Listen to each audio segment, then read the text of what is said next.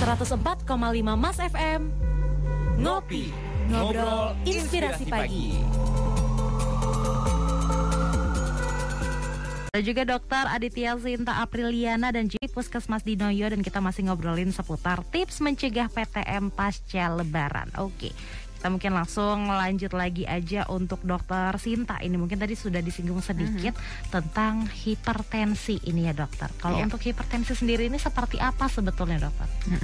Jadi hipertensi itu kita bisa melihatnya dari pemeriksaan tensi. Jika kita temukan tensi di atas 140, kemudian bawahnya itu di atas 80, nah itu sudah masuk hipertensi stadium 1. Itu dalam pemeriksaan yang berulang. Jadi kalau misalkan kita menemukan pasien, pasien itu tensinya segitu ya, 140/80 sebelumnya, punya nggak riwayat darah tinggi? Nggak punya dok, misalnya seperti itu. Nah itu kita jangan mendiagnosis hipertensi dulu. Jadi coba bapak atau ibu memperbaiki pola hidupnya dulu. Jadi mengurangi garam, aktivitas fisik, istirahat, mengurangi stres. Nah, nanti pemeriksaan 2 minggu kemudian coba datang kembali, dicek lagi tensinya. Apabila tensi yang kunjungan ulang itu di atas 140, bawahnya di atas 80, ya udah berarti sudah mulai dianggap hipertensi. Tapi kalau normal 120/70 misalnya, berarti ya enggak. Mungkin karena kemarin terlalu capek, stres tinggi, makan banyak garam ya, kerupuk-keripik yang tanpa kita sadari itu ya, betul. Buat camilan. Nah, itu bisa memicu tensi kita jadi naik. Nah, kayak gitu. Kalau untuk gejalanya sendiri dari hipertensi selain adanya tekanan darah tinggi tadi, kalau untuk gejala lainnya seperti apa nih, Dok? Normalnya tuh sebenarnya nggak ada gejala nih.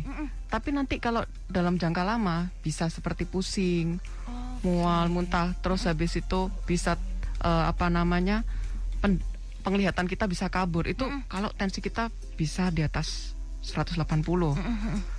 Terus kemudian juga bisa nyari kepala ya, kayak gitu. Kalau untuk hipertensi sendiri ini sebetulnya untuk mencegahnya atau ketika sudah kena itu harus apa sih yang dilakukan oleh ibunda di rumah mungkin ini? Ya, pertama kalau kita sudah punya hipertensi ya, kita harus rutin kontrol ke tempat-tempat fasilitas kesehatan, misalnya puskesmas atau rumah sakit yang biasanya kontrol. Minum obat rutin yang dianjurkan oleh dokter. Jadi jangan memutuskan sendiri, sudah tensinya udah normal, nggak minum. Nah itu nggak bisa. Jadi harus minum setiap hari. Nanti apabila terjadi keluhan, ketidaknyamanan ketika minum obat, nah itu baru kita kontrol kembali. Sehingga menemukan obat yang pas dengan dosis yang pas. Karena obat darah tinggi itu banyak sekali Mbak Gen. Iya. Memang cocok-cocokan juga mungkin kalau dibilang gitu ya. Belum tentu ibu 1 dengan ibu 2 ini obatnya sama. Betul. Nah terus yang kedua kita kelola stres kita. Jangan sampai stres. Memang setiap manusia itu kan ada masalah. Betul. Tapi kita ya gimana cara mengelola diri kita dari stres itu tadi. Sehingga tidak cepat menaikkan tensi kita. Kemudian paling penting adalah konsumsi garam. Itu kita harus batasin. Jangan sampai berlebihan, terutama kerupuk-keripik yang tidak kita sadari. Terus makanan yang mengandung natrium tinggi. Jadi kita harus rajin melihat makanan yang ada kandungan gizinya tuh natrium tinggi tuh. Nah itu udah kita nggak boleh banyak-banyak. Nah kayak gitu.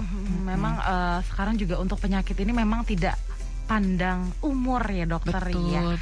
Sekarang penyakit-penyakit yang harusnya dirasakan ketika tua, ketika muda sudah bisa dirasakan. Sudah banyak sekali juga kasusnya ya dokter ya. Iya. Mungkin itu juga berkaitan dengan pola hidup juga dari pola tadi hidup, ya dokter ya. Dan merokok ya, jangan lupa itu. Itu banyak anak muda, bahkan anak SD itu ada yang merokok loh. Jadi saya miris ngelihatnya nih. Dia calon-calon hipertensi nih gitu, calon ini kronis nih gitu. Mungkin memang belum terasa ya kayak keren-kerenan sih kalau sekarang, tapi kalau sudah nanti paham nih ternyata penyakit-penyakitnya itu akan mengeluarkan biaya sangat mahal juga. Sangat mahal. Betul.